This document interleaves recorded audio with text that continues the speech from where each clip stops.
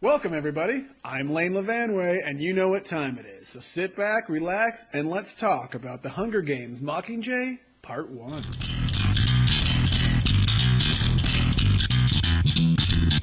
Okay, so I've got a special guest with me. My wife. Hi. We went and saw The Mockingjay Part 1 together, and she's a big fan of the books, and we're both fans of the movies, and I have an awful memory, and there's a lot of stuff in this movie, because it's not just people pew-pewing like some of the other movies. There's actual, smart stuff in this movie. So she's got a better memory than I do for that kind of stuff. And it's been a little while since we saw it. A week, 2 weeks? Maybe 2 weeks. Maybe not as good a memory as I thought. All right, so Mockingjay Part 1, of course, brings us back Jennifer Lawrence as Katniss Everdeen. And we've got the whole cast returning here. And we're back from, just pretty much right after Part 2, I think, Catching Fire. Just right about. After she wakes up, pretty much. Right, so at the end of Catching Fire, she had shot the electrified arrow, shot the arrow, and electricity hit or whatever, and it broke the dome down, and so it brought down. They were able to come in and rescue her, basically, a few of them. They were able to District 13 and Plutarch, right? Plutarch is his name? Philip Seymour Hoffman. Right, it's right here on the screen. Plutarch Heavensby. I know the last name more than the first. So they were able to save her and a few of the other people. I don't remember what they call them, but the Victors. The victors. They don't always call them victors. They were victors in that movie, but they're not always victors. Well, those were all the past victors. Right, but there's a name for the people who are inside the games, like who they are. But anyway, so they rescued a few of them. They didn't rescue Peeta, played by Josh Hutcherson. Right? They didn't rescue him, and so then they get her out. So we're basically sort of picking up right then. And Catching Fire was I really loved Catching Fire. Yeah, I liked Catching Fire a lot more than I liked the first one. Right, and Catching Fire was a lot of action. Right. You got, it was way more action-packed. And they probably had a bigger budget, I would imagine. I don't know that for sure, but I imagine that with the success of the first one that they would have maybe had a little bit more money. I think so too, but the first one is a lot of her inner dialogue anyways, so it's not as exciting. Right. It's girls thinking. Nobody wants to know that. And so this one, though, is a step backwards in the action department, at least. Yes, There's far less action than maybe even less action than the first one. I don't know, because the first one, at least, once they got into the games, there was yeah. Once you got to the games, this one, there's a scene in the trailer that you see where her and Liam Hemsworth, Gale, there's a ship flying over, and they both pull their bows back, and they shoot it. That's like the big set piece. That's it. That's the big action set piece for the whole movie. And there's a little bit of running around in that scene, as that city is under attack and they're running around. But other than that, there's no other action in the entire movie. It's more the setup for Part 2. I heard a great description. Somebody said that Part 1 is a really long trailer for Part 2. And it's funny, but that makes some sense. Not that this is a bad movie. It does make sense, but I'm still not convinced they really had to do 2, so... Yeah, it does feel like they really pushed out. The idea is that now that District 13 is where the revolution is going to start. What we thought was that it was wiped off the face of the planet, it's not. It's just been living underground in District 13. And they want to use her now because Katniss is such a symbol as the Mockingjay for the people that they want to use her sort of as their symbol to be able to start this rebellion. So they want propaganda to put her up that people can fight with her. And so for me, the first movie is sort of propaganda for the second movie. Look at how good things are going to get. Here, look at. Yeah, that's a good. Katniss is going to shoot one time because it's going to be a war, and here she comes. She's got some great lines. But it feels like to me that, yes, the propaganda of the first movie is to make us see the second movie, while what's happening in the first movie is they're attempting to use her as propaganda to start the revolution, which is the second movie. So that's how I felt sort of about it. Yeah, no, I think that's a good analogy.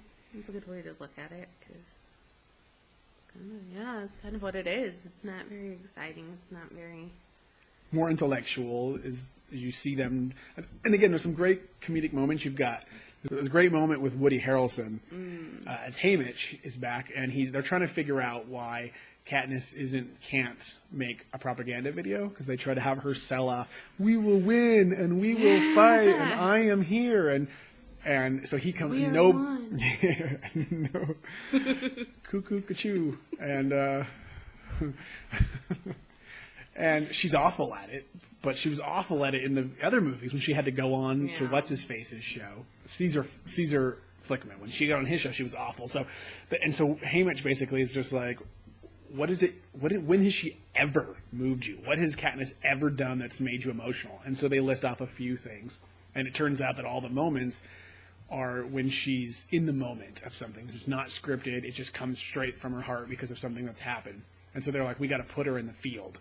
And you've got to get her out there, seeing the people and seeing the action.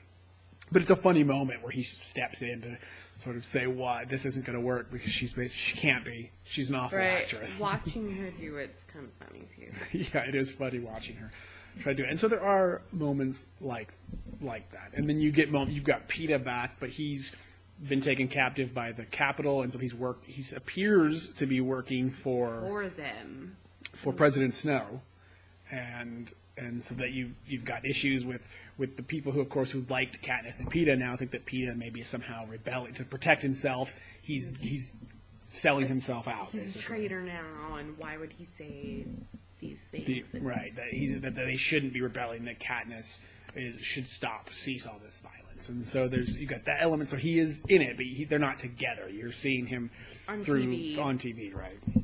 Because of that, then part of her. She gives, what are they called? She has a list, and the head of District 13 has to fulfill the list in order for her to do the Mockingjay. Right, she's got demands. One of those demands, thank you. One of those is she wants Peeta, Joanna, and Annie rescued from the Capitol. And she wants them all exonerated. Because everybody thinks they're traitors. Especially Peeta because of what's going on. So one of those demands is having Peeta exonerated of everything. Because she can kind of tell watching him that something's not right.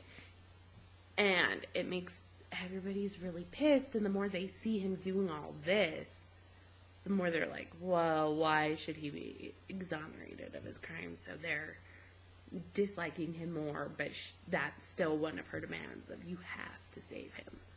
And that's another moment you think was going to be an action sequence, is when they go to rescue you thought when they go to rescue them. But it's all stealth, and then the little bit of action that does happen, I think, is we don't get to see. There's a moment where the soldiers apparently are coming, and then we cut away and we don't know what happened. You don't get to find out what happened on the mission until the end of the right near the end of the movie. I guess you wait 10 minutes or something, and then you find out what happened. So they cut away. There's no action there. Yeah. Either. So I don't think a lot happened there either. No, but I think there was a little something, but maybe there wasn't. It was just a setup. You think once President Snow talks to her and says, "Yeah, I know they're here, and I know why they're here." Right.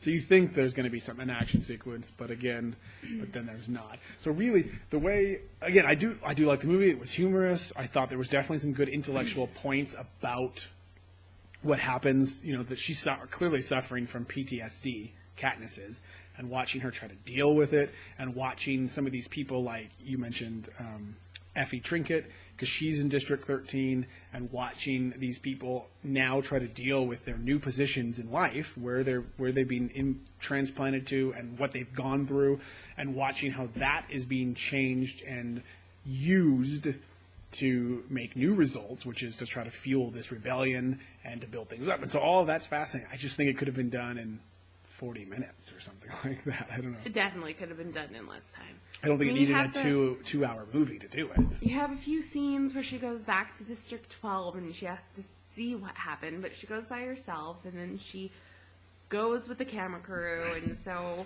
you're kind of like, okay, just do it all at once. Right, because we'd already seen, when she goes, you see the devastation that happened to District 12. And then later she goes back again with the camera crew. Well, the impact is gone for us. We've already seen this horrific scene. So for us, it's not like, oh, God, look at all that destruction. We've already seen it. The way I sort of was describing this as a joke was, if you want to know what the movie's about, it's, I don't want to be the Mockingjay. You need to be the Mockingjay. No, I don't want to do that for you. Yeah, but we need you to be the Mockingjay. Well, stuff's pretty bad. I guess I'll be the Mockingjay. Okay, good. We're going to need your help. Okay, but I want some stuff first. Okay, we'll give you your stuff and then your Mockingjay. Okay, I'm the Mockingjay. That's the movie. That's pretty much it, yeah. That's it. That's the movie. So it's not bad. It's certainly not better than Catching Fire, I don't think. The acting's good. There's some good moments of humor. I don't think it's as good either. But it didn't keep me as engaged as Catching Fire was like you just were on the edge of your seat, I felt, for that movie. I was more intrigued to see where they were going to cut it off, just because once I found out they were doing 2 movies, that was my curiosity the entire time. I liked when they were in District 12 and she sang the Hanging Tree song. Yeah, that was good. I thought that was a good thing to do, but again, I don't think they had to do those 2 shots where you see her and then you go back to it again and get that good shot. But right. So I would personally, I still say you see it. If you're a fan of the Hunger Games, you've probably already seen this movie by now. But I would still recommend if you like the Hunger Games, see it. If you've never watched the Hunger Games, well then you shouldn't be watching this movie first. With this one, you know. You shouldn't watch this movie first. Anyway, you should watch the first one, and I would say watch it. But yeah, if you watched the Hunger Games and Catching Fire, you should certainly watch this one because it'll build you up. But I don't think it's a must see in the theater type movie. No, I don't think so either. Part 2 probably will be. It's probably because it's gonna be a lot of big set pieces. Gonna have to go. So I think that one. Yeah. But I'm still gonna give this one a 1.5 thumbs up, which is weird because I don't do letters or numbers, so thumbs is a weird thing to do. I think. So 1.5 thumbs up. I say definitely see it if you're a fan. What would you say? No, I'd say see it if you're a fan. If not, then yeah, rent it because it's not that great of a movie theater experience. All right, guys, that is it. If you're new to the channel, make sure you hit subscribe so you can be aware of any of all the content that I come out. I've got movie reviews. My son does movie reviews. We do movie news, and we've got a few ideas coming out for new shows to be on the channel. So I'll be announcing those as it gets closer, and I'm pretty excited about some of the new stuff. And if you like this video, it would be great if you hit like just to help me out here, and hit share so your friends can see this. And if you liked anything that happened, even if it's just that moment where I condense the movie into hey, do it. I don't want to be the. That's my Jennifer Lawrence impersonation. Hey, that's his girl impersonation. I don't want to be. I have to wash my hair. It's a valid excuse sometimes. And let me know what you guys. Leave a comment below if you have seen the movie and you have a different opinion, or you agree with me, or we missed something. Yeah, if you like my impersonation. And what do you think of my wife joining in on the conversation? Well, thanks for watching, guys, and until next time, watch more movies.